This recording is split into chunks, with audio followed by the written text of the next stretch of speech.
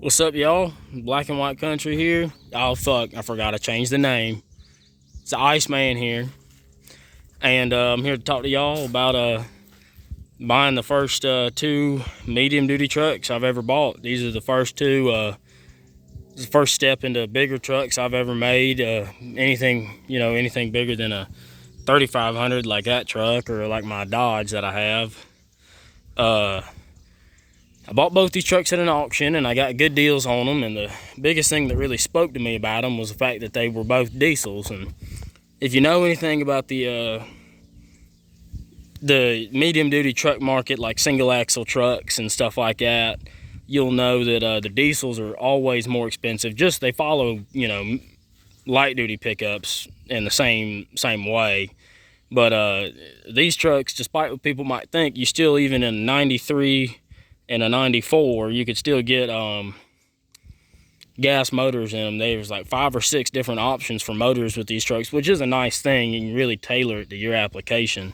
That's one thing I do not like about the new truck market today, is that you don't really have very many options when it comes to the motor in your truck, or even in cars for that matter. But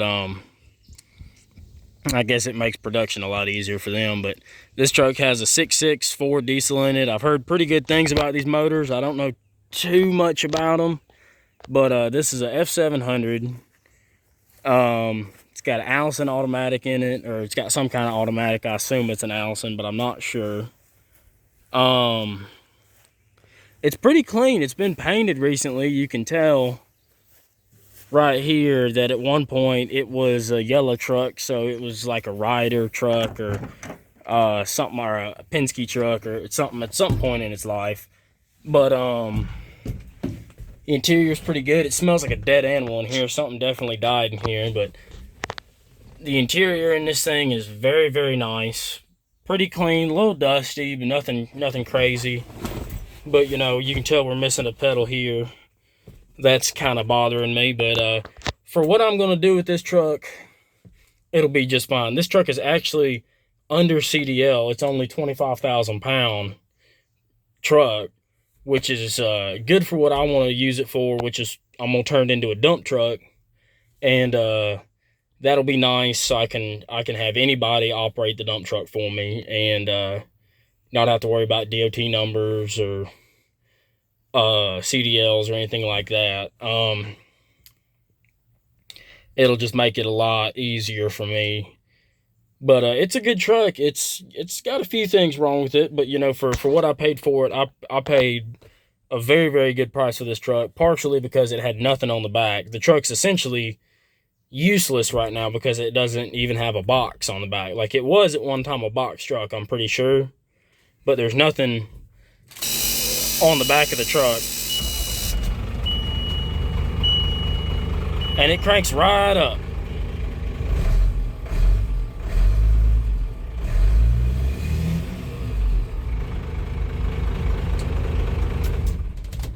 But yeah, it's a pretty good truck. Trying to leave this door open so it'll air out a little bit. They sent it with almost a full tank of diesel, which is nice. It's got 4 good tires on it. There's really nothing mechanically wrong with it, besides it might need a brake booster, but that ain't a huge deal. But plans for this truck is we're going to cut the frame down some, cut the overhang off, and put a dump body on it, and it'll be a good dump truck for us. And now onto the top kick. I bought this one first. I bought this one about 3 or 4 months ago. And the closer you get, the rougher it gets. This was owned by some kind of paving company. And originally this truck was owned by Coca-Cola, and it was a tractor, and they had used it to haul beverages around, obviously. And then it got brought to this paving company, and we think that they had some sort of tar tank on the back of it, because that's what all that tar is, spilt all over the cab and all over everything, and just caked on this thing like crazy. Been spraying this black max stuff all over it, trying to get it off, and it ain't really, that stuff's damn near poison, and it won't cut it. Good truck. It's got some some, you know, real choice things going on here with the fuel system. I won't comment on. I didn't do none of that. It's got 2 brand new tires on it. The other 4 tires are in pretty bad shape, but that's not the end of the world.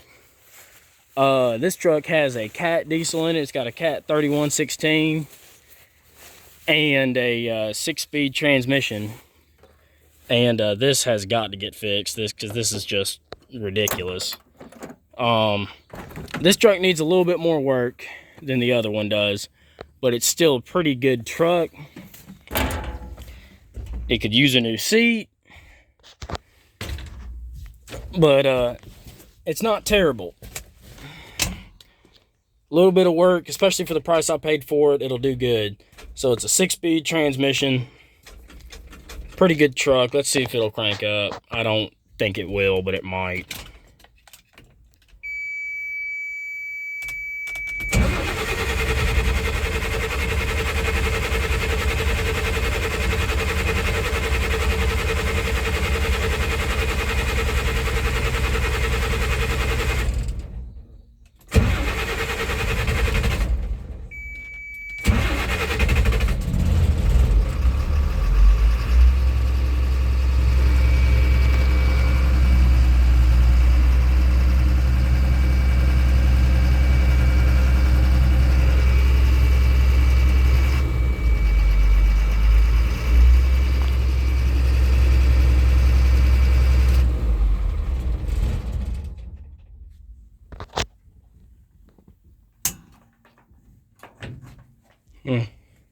Well, yeah, this truck will crank up.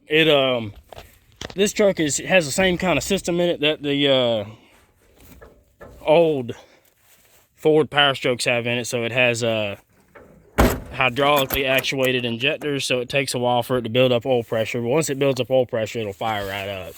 So this will be a hard bitch to start in the wintertime. But yeah, you forget how big these things are. You got to back up way far to get them in the whole picture. It's got a good bumper on the front. But the plan with this truck is an air brake truck, and it's short. So what we're planning on doing with this truck is putting a 5th wheel on it and using it to pull a low boy around. And I think it'll be a lot better truck to haul equipment with than, say, the Dodge. Not this Dodge, this piece of shit that I bought. Yeah, if you want this thing, 800 bucks takes it. Doesn't need anything, it runs and drives. But, yeah, put a 5th wheel right about there. Hook up the air lines for the glide hands. Get some tires. It needs an engine oil dipstick. The dipstick is only about yay long. So I kind of would like to check the oil in it. I think that'd be a nice thing to be able to do. Yeah. But yeah, this truck will be this truck will require less work, believe it or not, than this truck, even though this truck's a lot nicer. Because this truck needs a 5th wheel and it needs a set of tires. It could use a power steering seal kit on the steering box, and an engine oil dipstick, and a new seat, and a new door. And I don't care about the paint. If it really comes down to it, I'll take a grinder to it if I have to do it, and I'll rattle can it. I don't really give a shit about that. This truck is an air brake truck, and it is 33,000 pounds, so you do need a CDL for it. But that's not an issue for me. This truck, on the other hand, anyone can drive this truck. If you have a regular driver's license, you can drive this truck, which is kind of irresponsible, but at the same time, nothing's really going to happen as long as you're careful and understand what you're driving and take it seriously.